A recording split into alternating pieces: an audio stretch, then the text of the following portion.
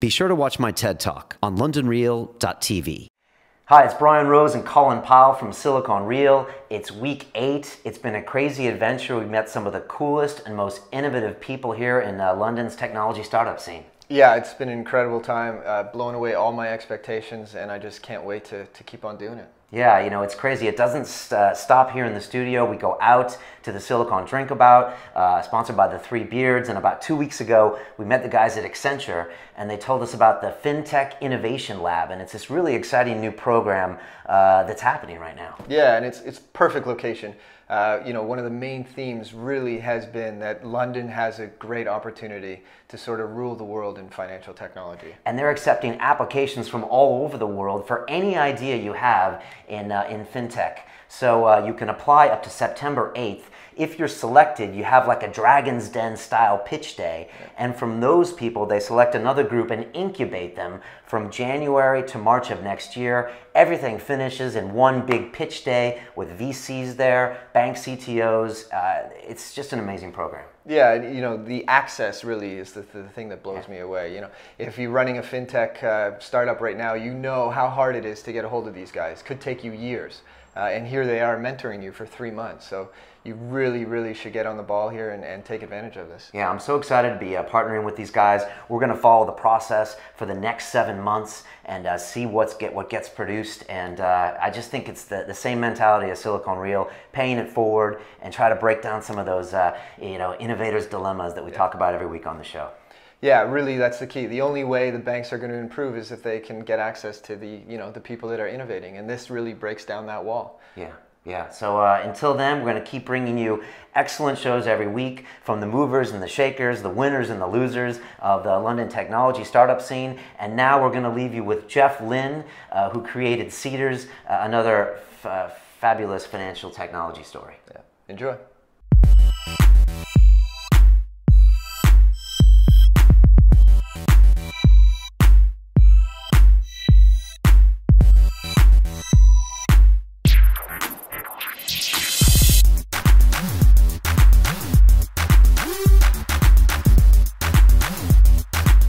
Okay guys, shall we do this? Sure, let's do it. All right, here we go.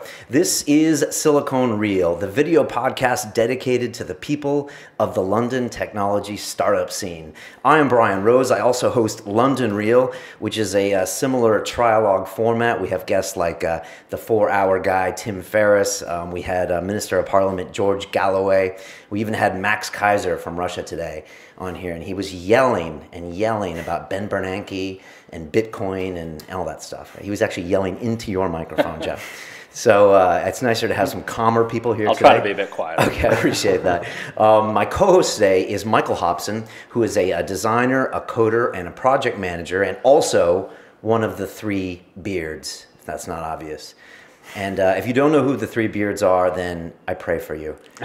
Because they are a phenomenon here in London. They host weekly events called the Silicon Drinkabout, quarterly events called Digital Sizzle, one's coming up soon, and monthly events, Don't Pitch Me Bro, which is a cool thing.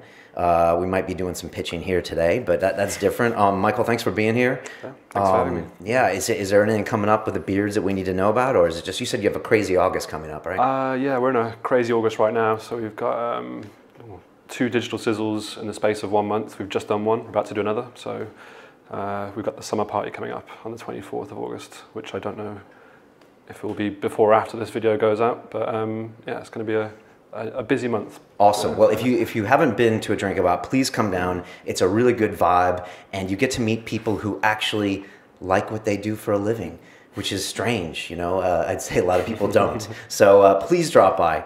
Our guest today is Mr. Jeff Lynn, who is the co-founder and CEO of Seedrs, which is an equity crowdfunding platform for discovering and investing in seed stage startups.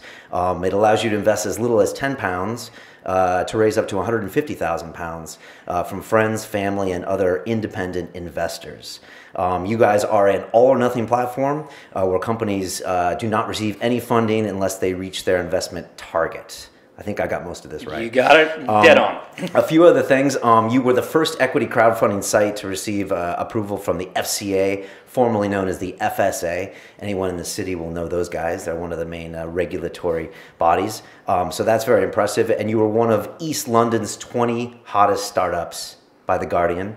Another big one. And Wired called you Startup of the Week, I think, last year in August. And on top of that, GQ named Jeff Britain's 55th most handsome man. I don't think it was handsome. I think it was influential.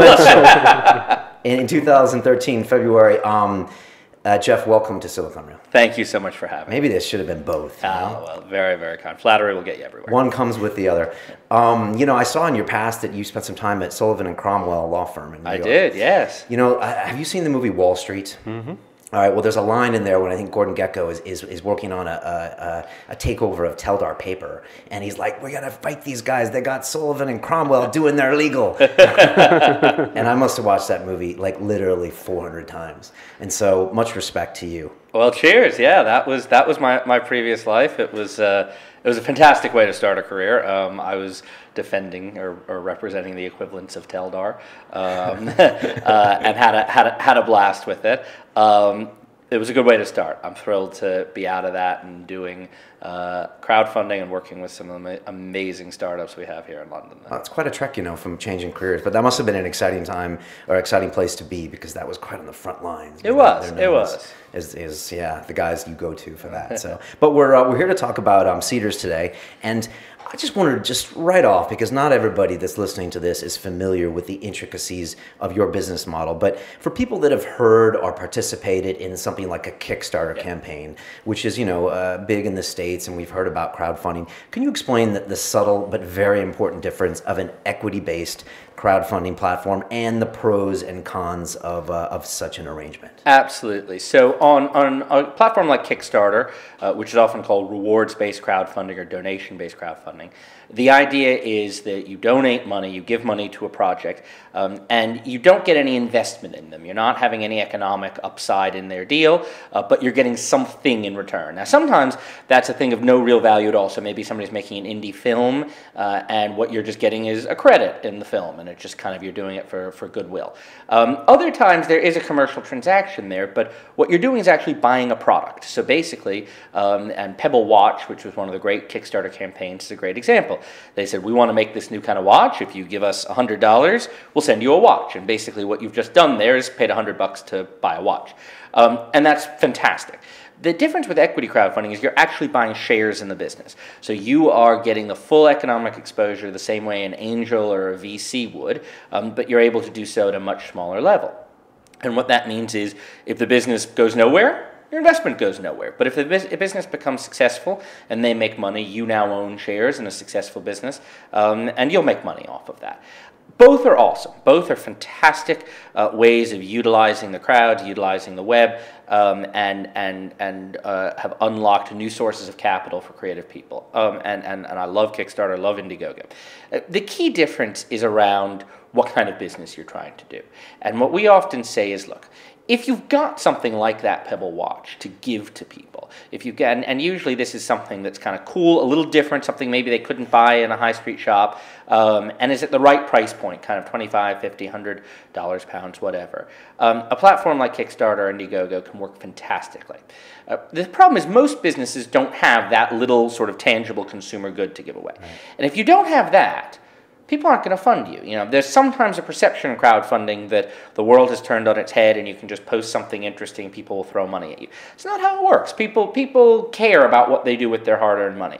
And if you're asking them for £100 or £1,000 or whatever, and you're not able to give them something concrete in return, then what you need to be able to do is give them the economics. And that is the idea of being able to give them a share in the business or multiple shares in the business. And that's what equity crowdfunding does. And in our very, very rough calculations, we would say that of the startup ecosystem out there, maybe 10% of businesses are kind of eligible for Kickstarter in the sense that, it's about 10% are making some sort of a product where you could use Kickstarter or Indiegogo or one of the rewards platforms to do. But about the other 90% really don't have that kind of product, but they can be fantastic businesses. And if you look at great businesses through the years, I mean, Skype could never have used a Kickstarter. What would they have given? Facebook couldn't have used a Kickstarter. What would they have given? And it's that 90% of businesses, many fantastic, for which equity crowdfunding works really, really well. Okay, a lot of people say a Kickstarter sometimes is a marketing event more than anything. It is, and equity crowdfunding is too. On Seedrs, people come to us, entrepreneurs come to us, I think for a host of reasons. The capital is the core of it. I don't know that we've had anybody yet. We funded 31 deals in the slightly over a year since we launched, and I don't know that we've had anybody who really just didn't need the capital at all and just came to us for marketing reasons. But with the capital at the core, you then get a whole bunch of other things that entrepreneurs want, one of which is the publicity, the marketing, the sort of high-level focus that it brings. There's the validation effect. Having lots and lots of people back your business is a great indicator to others, be it customers or further later stage investors, that you're on to something. And then there's also, and this is probably a difference with something like Kickstarter, there's a support network. I mean, one of the things when you're starting a business, having 100 or 200 people with a vested interest in your success, all out there helping you, willing to make connections, introduce you to people, be your beta testers, do whatever you need as you go, or be your mavens. That's got a huge bit of value too. And a lot of our entrepreneurs actually see that, particularly in the long run, as more useful even than the capital. I didn't even think of that. One thing we always ask people that sit in that chair is, why will you win in your space? So it's a fantastic question. We're going to win for two core reasons. One is that we treat this business as a professional financial services business. We see it as real investing. There are a lot of people who have come at crowdfunding seeing it either, I think the least sophisticated people have seen it kind of the way that I described before, which is just this new funky world where people just throw money at things and don't understand incentive structures. There are some more sophisticated people out there, including some of our competitors, who get that that's not the case, but still fundamentally come at this with a tech and social mindset rather than a financial and investment mindset. And so they do a number of things that may work in the sense of getting a little bit of virality and getting some popularity, but don't actually result in what's the most important long-run factor in success of a crowdfunding platform, which is investors making money. This is only a sustainable business, and it only grows if in the long run, even though many of the startups will fail, that's certainly part of it, but if the successful ones can succeed well and investors make money out of the deal, that is absolutely vital. And so that has been our primary focus, and we do a number of things to ensure that that happens. One, and I won't go into sort of all the technical details now unless you want them, but just to put it at its core, one thing that we do that none of our competitors in the UK do is we provide something called a nominee structure. So we hold the shares for the underlying investors as their nominee. We administer them, we issue votes, or we issue consents, we cast votes, we take certain other actions. It seems like one of those legalistic technical things, but actually it's critical. It's critical to for the companies if they want to raise more capital. So a company that crowdfunds or equity crowdfunds without a nominee structure will find it very difficult to raise venture capital down the road, whereas our companies can raise venture capital very easily. VCs love us. And then on the investor side, without a nominee structure, investors wind up very much unprotected, and it's very easy to do things to them if you're a slightly nefarious group of co-founders or later stage investors even, do things to render their holdings worthless. We step in and prevent that. So if the next Facebook or the next Skype or some other great business gets funded through us, and of the 31 that have gotten funded, I think we've got a number in there that stand a great chance of making millions and millions for their investors. If they do that, our investors will be protected. And that's the kind of thing, that professionalism, that really distinguishes us from our competitors and I think is vital. The other thing that we do, another thing about us that will make us win, is we see this as a global space. And we intend to be a global platform. I'm a huge believer, and I've said many times in the past, that Britain is the best place in the world to build a high-growth global startup today. And there are a number of reasons for that, but it all comes down to a core bit, which is that we've got a great market here. Everything from the English language, a relatively well-to-do population, democracy, good infrastructure, et cetera, et cetera. We've got a good market. But it's a medium... Low taxes. Well, yeah, I mean... Relatively low, and fantastic tax incentives for investing in startups. The Seed Enterprise Investment Scheme, the Enterprise Investment Scheme. It's an amazing, amazing set of tax reliefs. But unlike the United States, it's a medium-sized market. And it's not quite big enough to just focus on building a domestic product. And so whereas U.S. companies build for the U.S. and often get very, very big before they even think outside their borders, Britain, first of all, has a long history of being a trading nation. I like to joke that it rains a lot here, and so for 500 years, people have gotten on boats and gone elsewhere where it's sunnier and warmer. And that history, and some of it's imperial, and some of it's perhaps not as pleasant of a history, but a lot of it has been commercial and much more exciting. That history, that culture, and that general attitude, combined with just the constraints of an island nation of 60 million people, mean that this is a wonderful, wonderful place to start a business, to get it up and running, to test the market, to get that product market fit, and then roll out globally. And that's what we plan to do ourselves. So we're looking to expand through Europe by the end of the year, so we're open to investors and entrepreneurs throughout Europe, and expand further afield very shortly thereafter. But the U.S. is tricky. The U.S. is the one market here that's very tricky. And the interesting thing about crowdfunding in the U.S., I've just gotten back. I was in Florida last week speaking at the big U.S. crowdfunding conference. And as the rules are still evolving there, right now equity crowdfunding isn't legal in the States. It will be in a matter of months probably once the Securities and Exchange Commission promulgates rules. But the U.S. System is an old-fashioned one. It was built in the 1930s. Most like Britain's financial regulatory system are from the 90s. It's an old system. It's a complicated system. It's because individual investors got burned after the Depression. Exactly. So they set all these laws in 1934 to protect them. Exactly. And now they're overprotected, do you think? Well, you know what? There's a little bit of an overprotection. It's just that they're less fit for purpose. I mean, it's the same. A lot of the principles underlying the laws in the U.S. are the exact same as the ones that you have, say, in the U.K. But the current regime, the Financial Services and Markets Act, which governs UK law, was passed in 2000. And even though it didn't fully contemplate the internet, and there's still a lot of kind of square pegs and round holes, it's a much more flexible piece of legislation. And elsewhere in the world, you see this too. Regulatory regimes adopted kind of in the last 10 or 20 years that just better reflect the way that securities are offered and traded in modern times. There's a lot about the U.S. rules that isn't necessarily wrong. It's a 1920s and 1930s view of securities markets. And although they've been amended and adapted somewhat, it gets very, very hard to put in place rules that work in the internet age when your baseline is thinking about things like subscription windows. I mean, literally, one of the things that would have existed at the time that the U.S. laws came into place was if you wanted to buy shares of a stock, there would be a window you would go to, and you'd fill out a form, and you'd hand it over, and they'd issue you the shares. And that's, I mean, the implications of that versus distribution over the web are so profound. I mean, just as another example, there's a whole set of rules that are changing now in the U.S. on what's called general solicitation and advertising, and the whole idea of that you can only offer, in certain circumstances, only offer securities, a private company, to people with whom you have a pre-existing connection. Well, the last time the SEC even wrote guidance on that was the 1980s. And when it says, what is a pre-existing connection? What does it mean for it? It's like, well, your friends at the golf club might be acceptable, but like you can't send out a letter writing campaign to everybody in your neighborhood. Well, what the heck is a Facebook friend in that world? What the heck is a Twitter follower? And it's that kind of antiquated nature of U.S. law that I think makes it a lot more difficult for what is a very 21st century method of capital raising to fit in. So you won't be going into the U.S. next year, or it will happen eventually?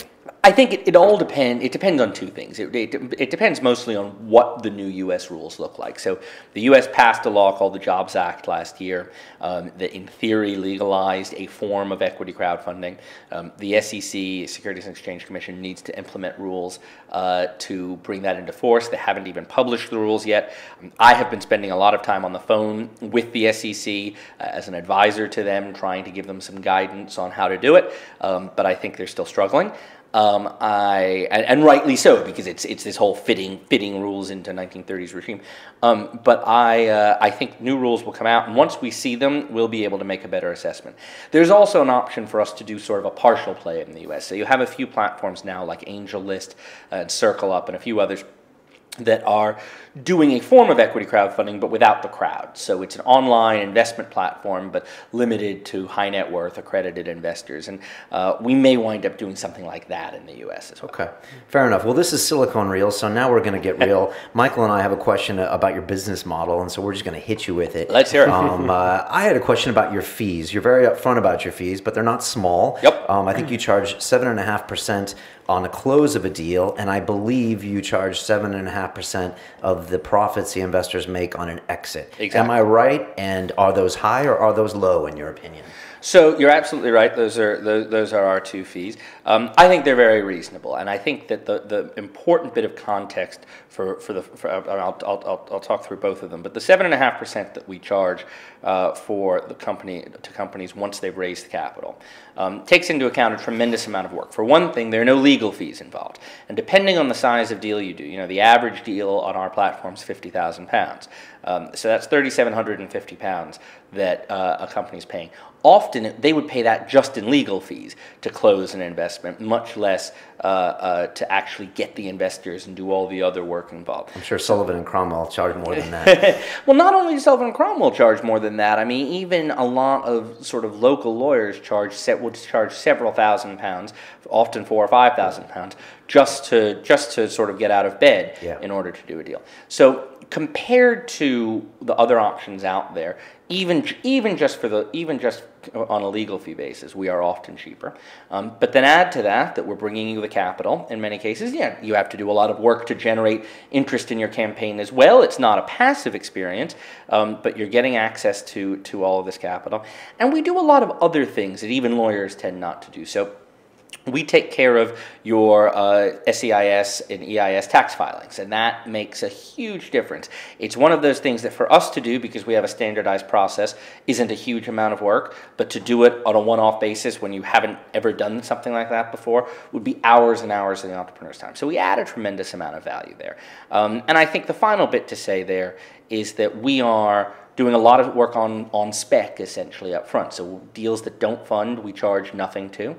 We don't believe in pay to pitch. We think that requiring people to pay money just for the chance to raise capital and when they might not succeed is evil.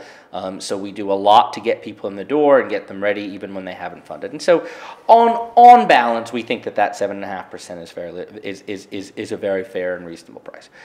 In terms of the 7.5% carry that we take, so that comes from investors, so that the company pays nothing more, but the investors, if they make a profit off of an investment through sale of shares or dividends, we take 7.5% of their upside. What I would say to that is, look, if you were invested in a fund, you'd be paying 2 and 20. You'd be paying a 2% annual management fee and 20% of the carry. So you'd be 2% out of pocket every year, even if the thing did terribly. And then if it does well, you're out of pocket 20%. So this is, people that don't know, if you invest in a hedge fund, say you invest $100,000 in a hedge fund, they will charge a 2% management fee and 20% of the ups, as they say, the upside of any investment. Exactly. And mutual funds would be less, but you're just saying it's not uncommon, this practice. I mean, this is. I mean, I think the comparison to hedge funds and venture capital funds, which are also generally 2 and 20, is reasonable, because this is a private asset. I mean, mutual funds are different because you're dealing with a much lower cost of execution or a much lower cost of management. But investing in private asset classes does have a certain cost to it. And for us, we think that, granted, unlike a hedge fund, we're not making the investment decisions. We're giving the investors the power and the responsibility to make their own investment decisions. So to charge a full 2 and 20 to them, we think probably wouldn't be reasonable. But to charge what's effectively a 0% management fee and 7.5% of the ups, we think is a reasonable balance. And I think most importantly on both fees, we have talked a lot with entrepreneurs and investors, and we did so before setting the fees and after the fact. And everybody would love to get a discount, but by and large, people's views have been that they've been reasonable. And in particular, I think most important, have been on the upfront fee, on the 7.5% of funds raised. While companies sometimes complain or ask about it before they fund, every single one that has gone through the process with us and seen everything that we do and seen how much value we add have said after the fact, oh, that's a very reasonable fee structure. Okay, fair enough. I would say that 7.5% that the company pays, in a way, the investors are paying since they own the company. Yeah, well, absolutely. Look, money's fungible, Right. and in a sense, that's right. Although I think that the way we look at it is more than anything, it's coming out of the founder's equity. So if for example, you've raised £100,000 for 10% of your company, really what you've done is raised £92,500 for 10% of your company, and instead of it being a £1 million valuation for you, it's a £925,000 valuation. And so we tell people, we say, look, figure out how much money you need, and then you just need to raise a little bit more than that to cover the fees. Fair enough. Michael, you're up. Cool. Yeah, I was just wondering, with a company like Crowdcube launching before you, Yep. albeit not being FSA approved at the time, do you think that with them coming before Seedrs, did that hinder your progress, or do you think it, in a way, proved the concept? Well, it's a great question, and I'll speak very bluntly about Crowdcube. I mean, I know their team very well. There's a lot that they do that I like very much, but I do think they've taken a very, very different approach in terms of how investors are treated and how they view the law, and it's one that we were never prepared to take. So, do they do equity funding? I don't know. They do, yes. No, they do equity funding, but for the first 2 years, they weren't authorized by the FSA, FCA. They sort of attempted to come under a loophole that now everybody agrees doesn't work, but they did it at the time. And there's certainly at a personal level a sense of frustration that they got an 18-month head start on us while we were patiently going through the approval process, and that was frustrating. That said, I think that first mover doesn't always win, and I think that we have found that the take-up we've gotten in the year since we've launched has been much faster than the take-up that they got when they launched, and I think it's because of many of the things that I've pointed to before, is that we come at this, I think, with a much more professional and trustworthy perspective. We see all the time investors who first hear of Crowdcube, try them out, aren't happy, come to Seedrs and tell us what a better service we offer. And so while, look, at one level it's always nice to be the only player in the market, at the same time I think that having them out there as a comparison and letting people see us side by side has in some ways probably worked to our advantage. It's interesting. It's a good question. Very good question. It's funny. We had John Collison of Stripe in that seat a few weeks ago, and he emphasized to me that they are a technology company, not a finance company. Now he is trying to make payments easier on the web, but you are saying you are a financial services company. Absolutely right. I think it's an interesting one. I mean, I think there are a number of businesses out there that are in what look to be financial industries, but really see themselves as technology or data companies. Wonga is another. You talk to Errol Daimlin, he will always say he's a big data company. He's really? Not. Yeah, absolutely. Interesting.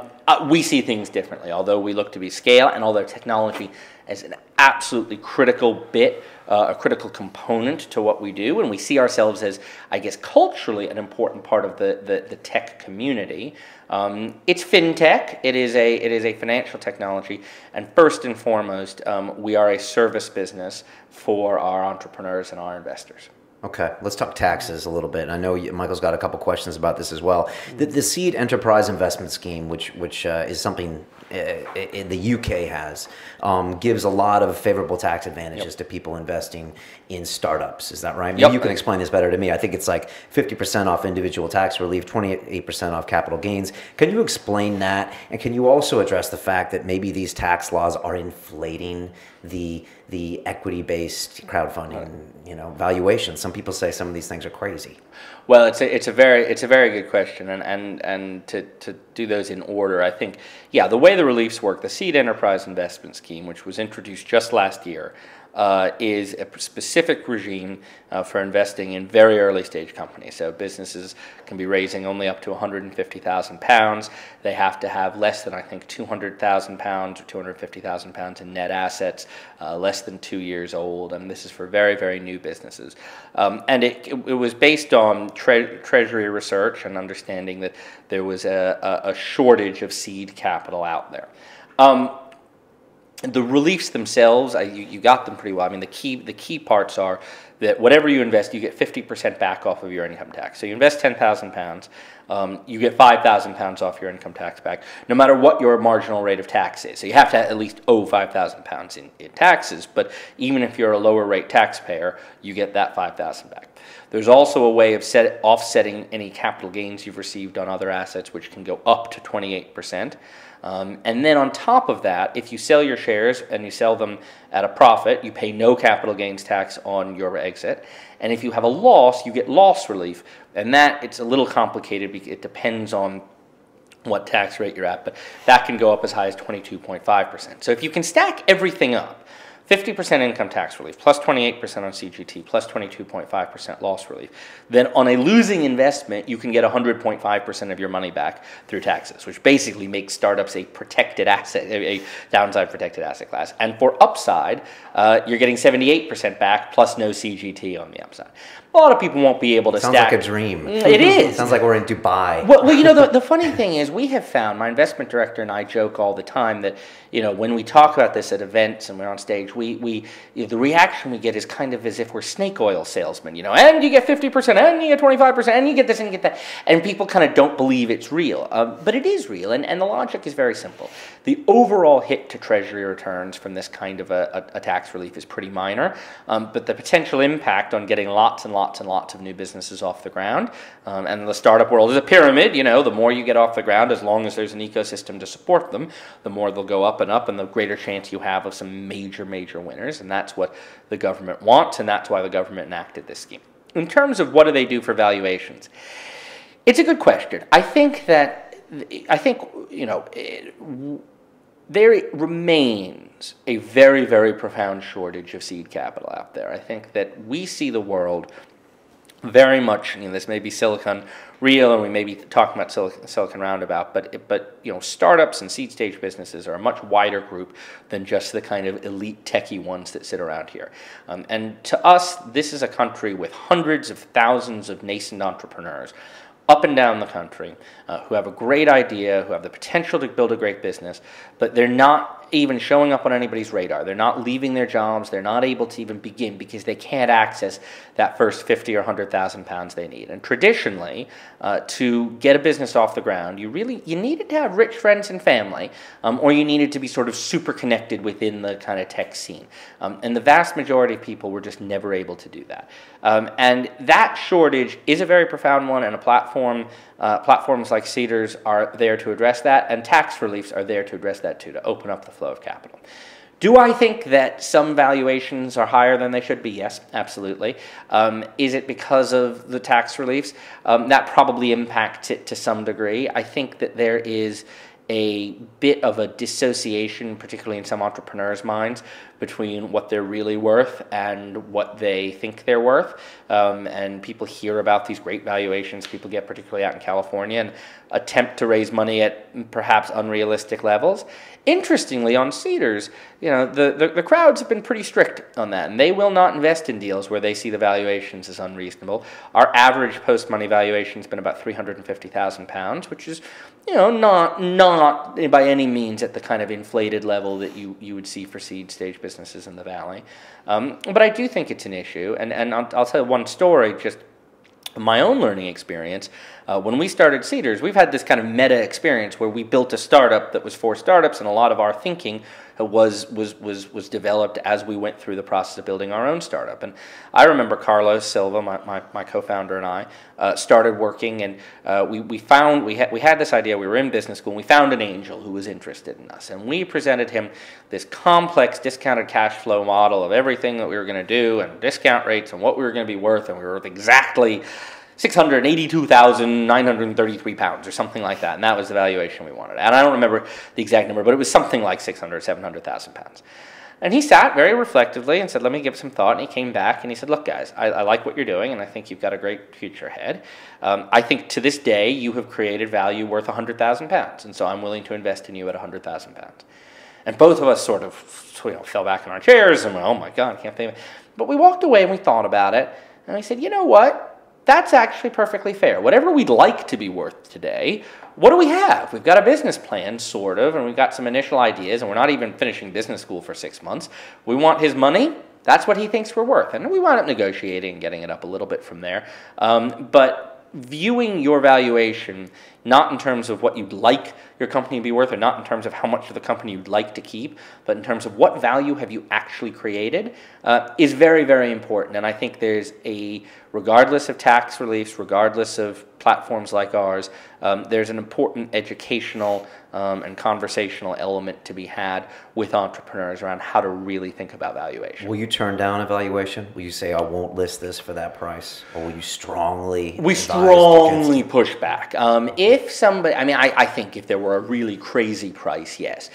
We've had several people seek valuations in the sort of north of £1 million, sometimes close to £2 million. And we've pushed. We've tried to explain to them that it's going to be tough. But if they want to do it, ultimately we'll let them. And interestingly, 2 of them have funded. In one case, it was a business where the entrepreneur was super well connected. I mean, everybody. Anytime I mention Seedrs to people in London, they're like, "Oh, we know X, the entrepreneur behind this," and B, he had already raised some angel money at that valuation. He didn't want to go down from it and felt he could get it, and so he got it, and people supported it. And then there was another business that was newer, but it was coming out of a top-tier accelerator program and was clearly had a huge amount of potential, and they raised at a high valuation too. And ultimately, our job is to get deals done and find, allow investors to invest in startups that they want to invest in.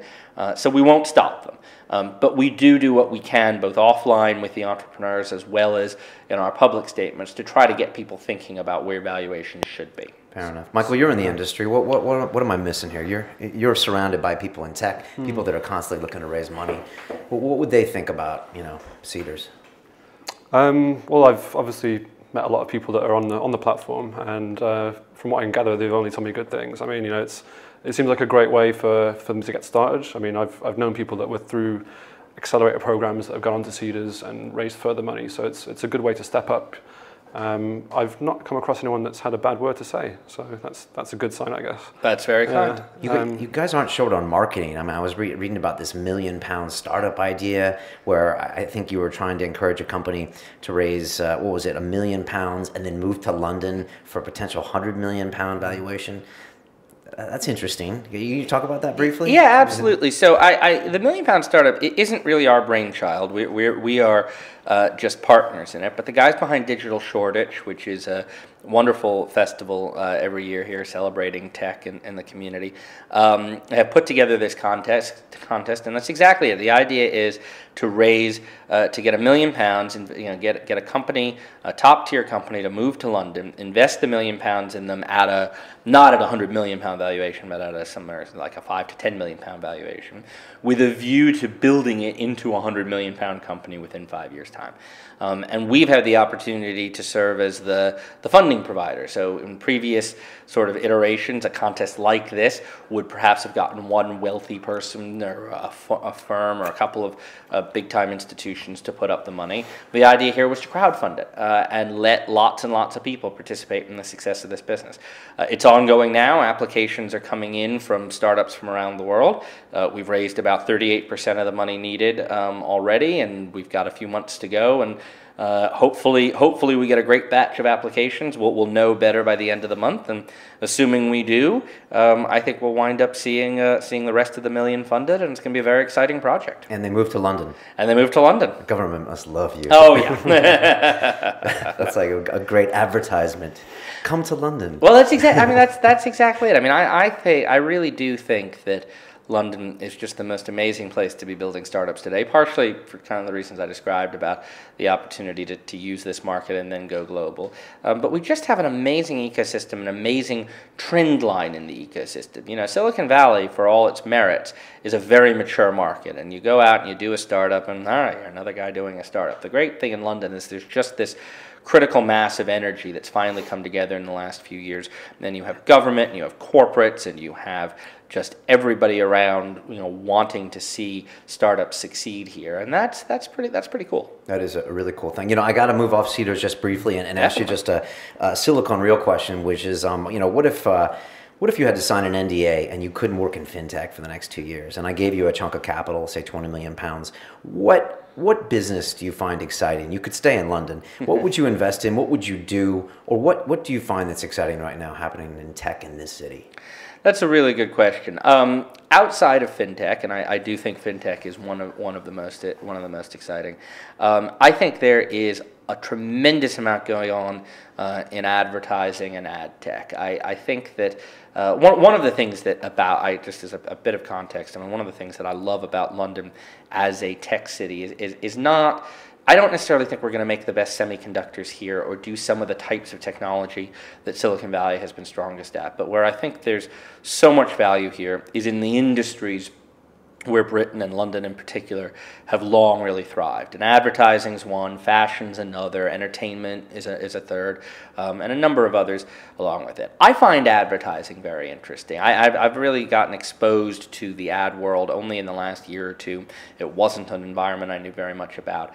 But as advertising agencies and as people trying to advertise products try to adapt from what were essentially 50-year-old methods of identifying target consumers and reaching them into these highly specified technology-enabled plays. And I mean everything from, super targeting through social media and other things to one of the businesses that raised money through Seedrs was called Digital Spin. It's now merged with another business called Future Ad Labs, and they're looking to take CAPTCHAs, the annoying little squiggly letters on sites that everybody hates. Jesus, I get them wrong, a lot of the time. Exactly. They're Turing tests. They're just meant to distinguish humans from machines, but humans fail them all the time. And what these guys are doing is saying, first of all, we can make this a lot better, and we're going to do it as a puzzle so that it's much more intuitive for a human being, and a bot can't do it. But while we're at it, let's incorporate advertising. Let's take this little piece of real estate that has been a pain point on websites and turn it into a bit of advertising. And they're leading the world in it. So I think that, and that's one example of ad tech. There's a lot more out there. I've been very privileged last year and this year again. I'll be going to WPP's annual Stream Conference, which is a tremendous gathering of some of the leading minds in advertising and consumer-facing communications. And I think there is a huge amount going on there. Whether I would actually be doing it myself, I don't know. Financial services I get. Advertising, I'm a novice, but I find it a really, really exciting space, and I'd love to learn more and be a bigger part of it. First time we heard that on this show was advertising. So, no, I'm the same. I don't think I understand that space, as much as I'm comfortable with finance. All right, getting personal a bit. Yep. If you could make a phone call to the 20-year-old Jeff Lynn and give him some advice, and it can't be, keep doing what you're doing, Jeff. It has to be something real, and it can't be like buy Apple. What would that be? What would you tell him? That's a really good question. I think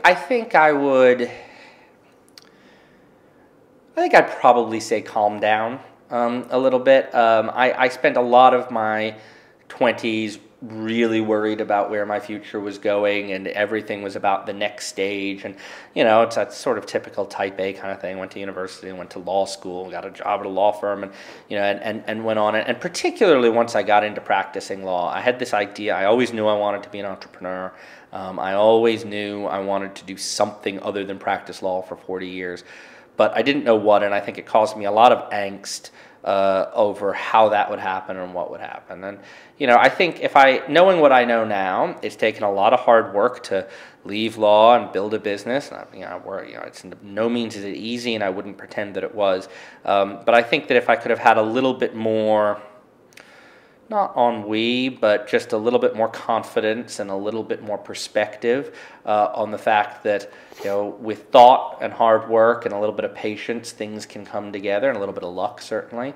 I think I certainly would have been happier, if not necessarily more successful, in my 20s. So that's probably the bit of advice I'd say. Calm down, chill out, and have a bit of confidence. Okay. On that same note, what's the best advice you've ever been given?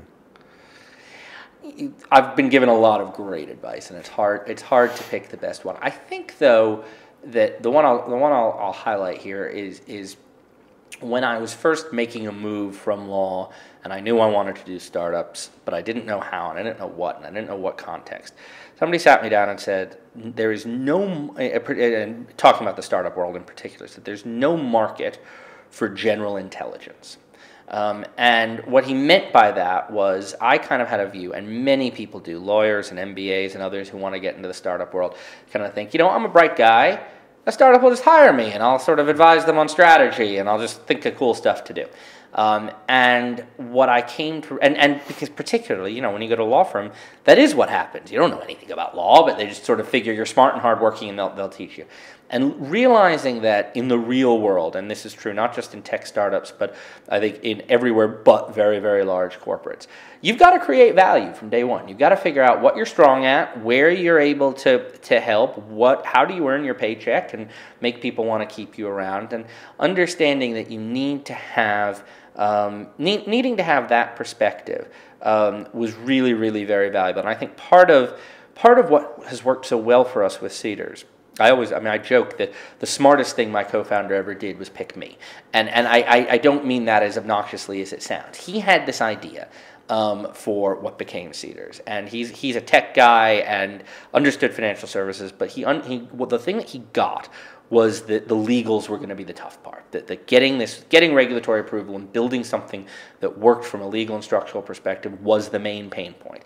And he'd never be able to afford to pay outside lawyers or others just to do the initial thinking. So he needed a co-founder who could do that and who could add that value. And so he went and looked for a lawyer who could do it. And we were in business school together, and we met and started talking, and the rest is kind of history. And I think the fact that I was able to come in and add value in that way from day one was absolutely critical. And I think I probably would have thought of, I would have been totally guilty of just applying to startups and saying, hey, take me, I'll figure out something to do.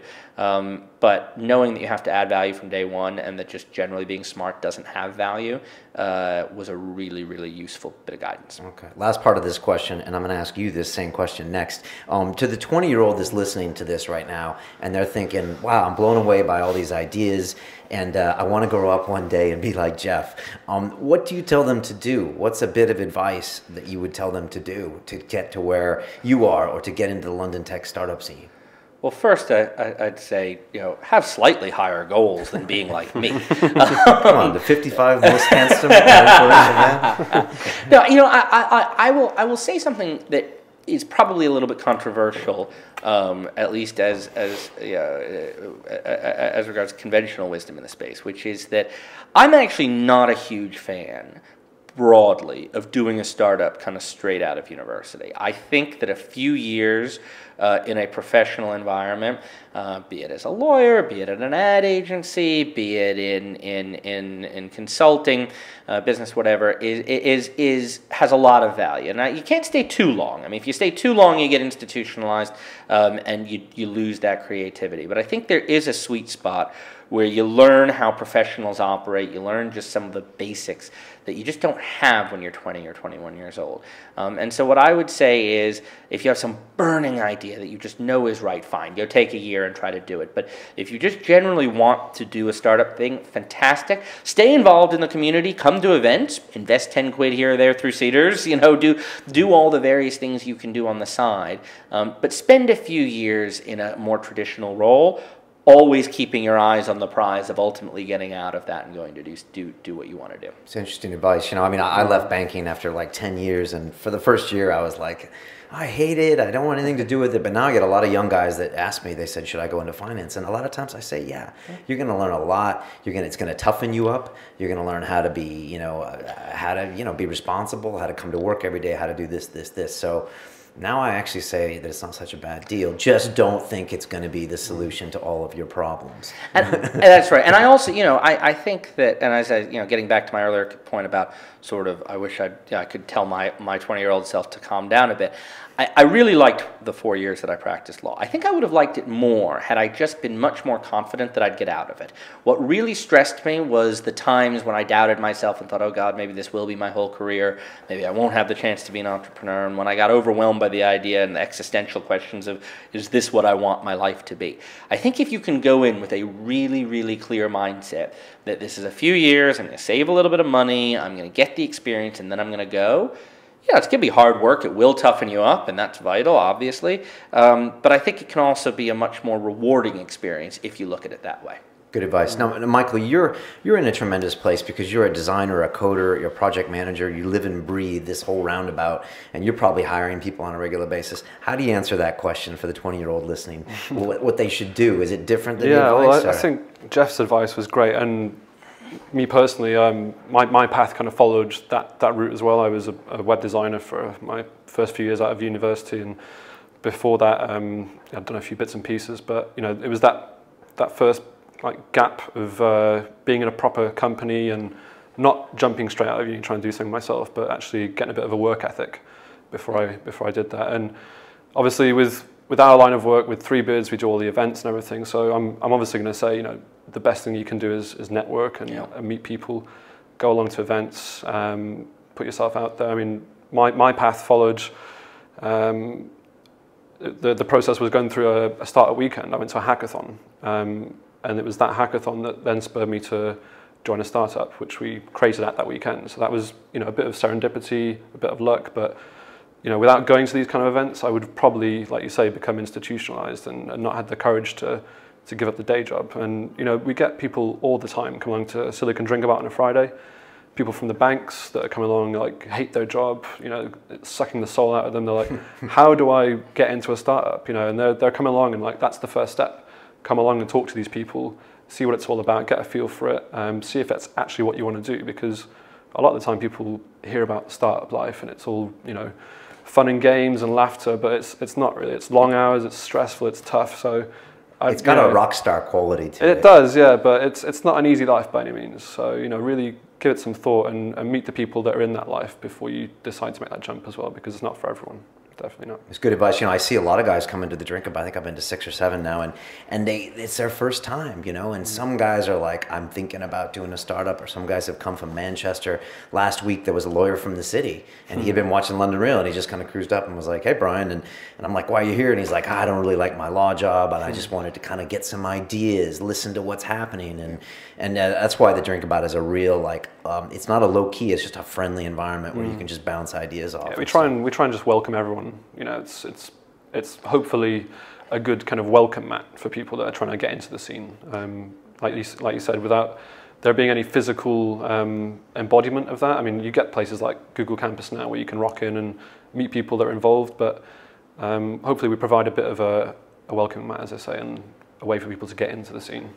It's funny Michael, you used the word serendipity, and it's a great word. And one of the things I've long felt is that in the startup world, there's no question at all, serendipity is absolutely key. You need those moments. But the one thing you can do is put yourself in a position where serendipity is most likely to occur. Yeah. And it's things like the Drink About events that if you go enough, the odds that you'll meet the right person, I mean, some nights you'll have a few beers and nothing's nothing more comes of it. But at some point, and you do it enough, those serendipitous moments occur. And that's vital. I don't know any startup that can't trace their origins back to some serendipitous moment. To some night drinking somewhere. Exactly. Probably your startup as well. Yeah, well, I mean, Three Beards as a company, we started out over a few shots of Sambuca at a bar somewhere. There you go. Where all great ideas come from, a few shots of Sambuca. And I mean, Jeff, you're a big fan of London for many ways and many reasons, and you probably agree with me. In New York and San Francisco, you would have a different vibe than you have it in London. I mean, people seem to go to the pub to kind of relax, and there's not a lot of business cards being passed, and there sure as hell aren't a lot of pitches going on, and it's a kind of a cool, chilled vibe. You know, where I don't think that exists necessarily in America. I think that's absolutely true. Certainly not in New York. I mean, I love New York, but there's nothing chill about it. And even in San Francisco. The other thing about London, of course, and I think this matters particularly in talking about kind of what industries are there interesting things happening. And you know, this is an unusual city because it's the center of business, it's the center of politics, and it's the center of creativity and culture. You know, and other than maybe Paris, you don't really have another city in the world that's quite like that. And what that means is at that pub, you know, you're gonna meet a lot of different types of people. I mean, in New York, you're gonna meet you go to an event, you're gonna meet a bunch of other bankers who want to get out, and there's a bunch of bankers whinging at each other. Here, you can meet that person who's working in fashion, who's kind of interested in a startup. You can meet that person who's working at Westminster, who's heard all about the tech city scene, person who's working in the city, and I think that's really, really cool. Yeah, no, I definitely feel that vibe. Jeff, how do people get a hold of you so you can make them rich? Well, they can first off visit the site, seedrs.com, seedrs.com, and what we like to say to everybody, investors and entrepreneurs, is signing up is free. Take a look around. We got a lot of information on the site. If anybody wants more information, they can email us, they can call us. Our details are all on the site. Tweet me, I'm at Jeff Seedrs. You can also tweet our main account, at Seedrs. And I'm around and about and approachable and accessible and love to talk to anybody, entrepreneur or investor, who's interested in what we're doing. Awesome. You seem like a very accessible kind of guy. Sure. So, no, that's very cool. Awesome. Michael, what's going on with the beards? I know you got the sizzle coming up. If people want to go do that, how do they get tickets? How do they find you guys? Tickets through the website, 3-beards.com. But like I say, man, every Friday, Silicon Drink About. Also now in Manchester and Copenhagen, and a few more cities coming soon. So excellent. Yeah. Awesome. Thanks for being here today. No worries. That's the toughest seat to be in, that seat. It is hard. It's really hard because, like, being there, you know, you're going to be able to answer questions. And yeah, I talk a lot. So thanks for being here. I appreciate it. No worries. If you want to listen to this, if you happen to be watching it, we're on iTunes, and vice versa. If you're listening to this and you want to see the 55th most handsome man, you can come to our channel. We're currently on the London Reel channel on YouTube. We're going to be spinning that off to a Silicon Reel channel. Until then, we're on Twitter at Silicon Reel. Literally, this podcast is to reflect the community. So if you guys have ideas about who we should have on, if even you guys have pictures of Shoreditch or videos that you want us to use in the intro, I'm all for that. This is fun as hell. This is our episode number 8, I think, and I'm having a great time doing this. So thanks so much for being here, guys. This is great. Thanks for having us. Okay, cool. Until then, it's about the people. Thanks so much. No, shocking. So PayPal, I think they've forgotten who their customer is. They've forgotten what got them going. You know, PayPal got going by helping people transfer small amounts of money from one to another. And now